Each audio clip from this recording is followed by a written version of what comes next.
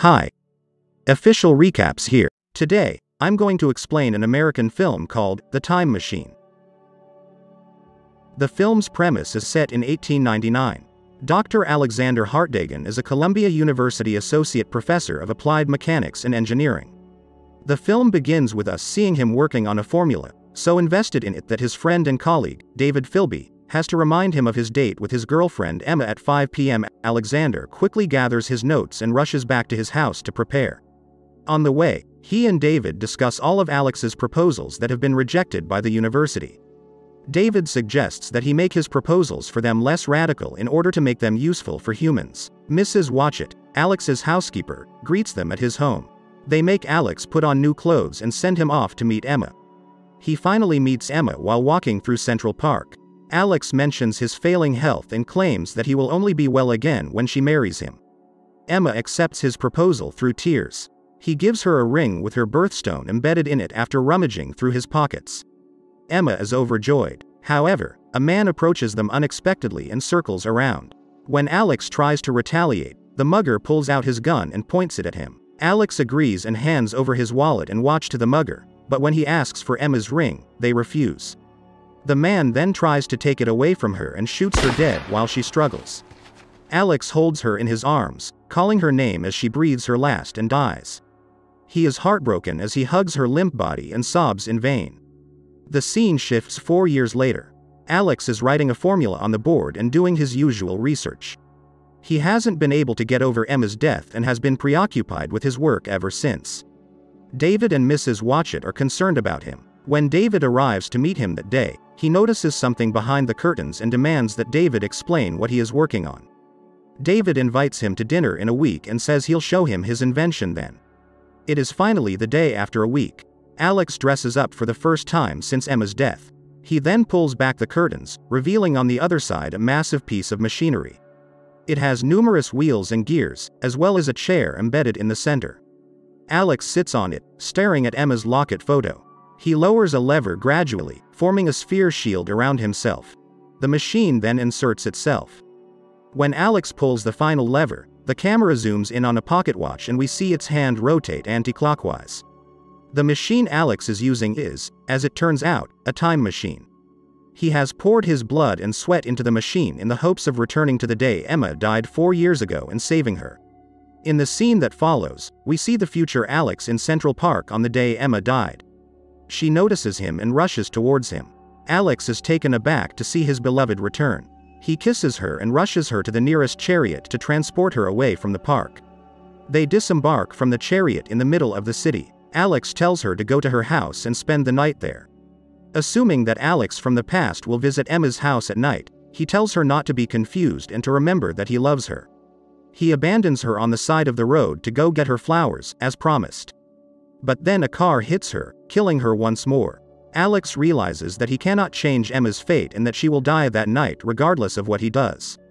But he refuses to give up. He believes that people from the future must have discovered a way to change this factor, so he decides to travel into the future and study futuristic time machines. He enters the machine and pulls the lever once more, this time setting the time to 2030. As he travels through time, he notices the world changing around him. In 2030, he sees an advertisement for the establishment of a settlement on the moon. He visits the New York Public Library in search of a book on time travel, where he encounters a hologram of the librarian named Vox 114 and is astounded by the technology. When asked about time travel, Vox 114 reveals that no such invention has ever been made. He gets back into the machine, thinking he'll have better luck a few years later, and travels to the year 2037. The world has been completely destroyed by 2037. The Lunar Habitation Program has made the Earth habitable by drawing the moon closer to it. The gravitational forces of the bodies change, causing earthquakes and tsunamis on Earth on a regular basis.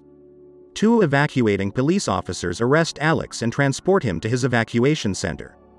As he resists, the ground begins to shake and splits in half, releasing hot lava. Alex quickly gets into his machine and drives away, but in the midst of the chaos, he hits his head on a piece of metal, knocking him out.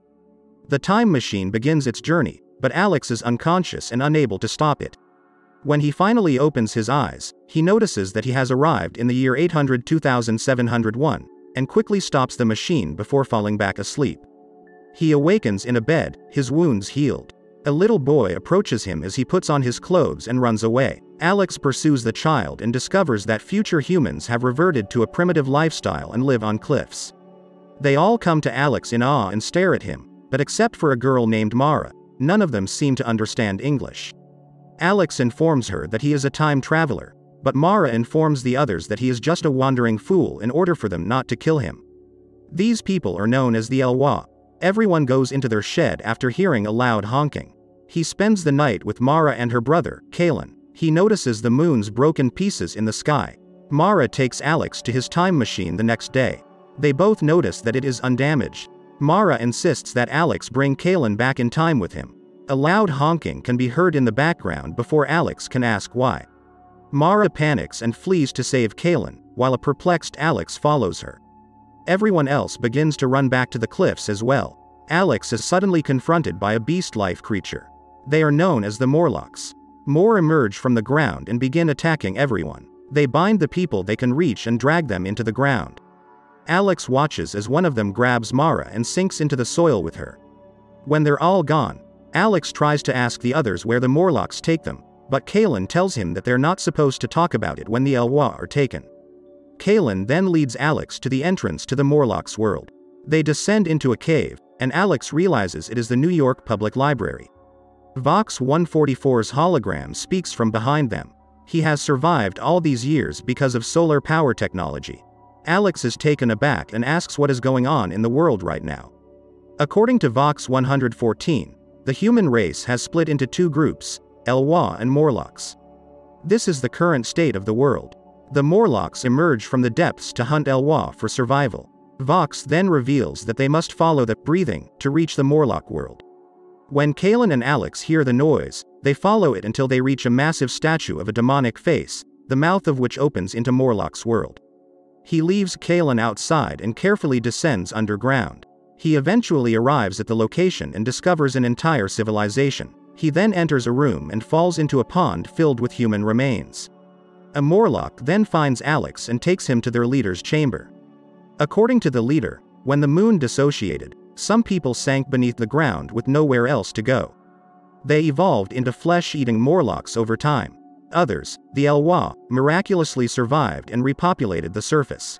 The Morlocks attempted to return to the surface but were unable due to years of underground evolution.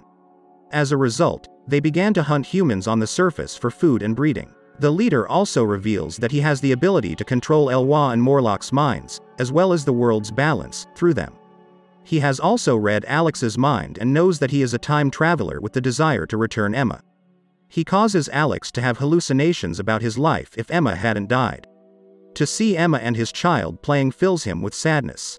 The leader then comes to the conclusion that humans cannot change their fate because they are the results of their own actions. Then he shows Alex the time machine he brought into Morlock territory. The leader wishes for him to return to his home country and not disrupt the social balance. Alex complies quietly, but as he starts the machine, he pulls the leader in with him. For a while, the two are at odds. Alex places him outside the machine's sphere and powers it up. The leader dies quickly as a result of aging. He stops the machine again in the future and sees the area filled with Morlock's cave, implying that the area is now ruled by Morlocks. Alex then returns to save Mara, bringing her out of the cage. The Morlocks become enraged and leap to attack, but Alex jams a gear in the machine, causing a massive time distortion. The time machine explodes, taking all of Morlock's world with it, but Mara and Alex escape just in time.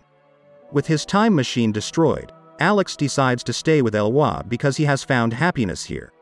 In the future, we see Vox 144 teaching Elwha children about human history. Alex takes Murray and Kalen to the location of his former laboratory. While he is speaking with them, David and Mrs. Watchett enter Alex's lab and discuss his disappearance. David claims Alex is content wherever he is and invites Mrs. Watchett to work as his housekeeper. If you enjoyed this video, hit the like button and subscribe for more videos like this.